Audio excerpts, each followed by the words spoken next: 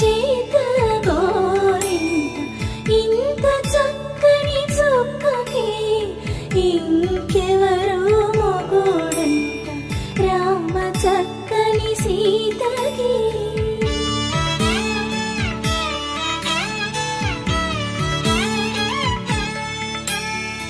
ఉడత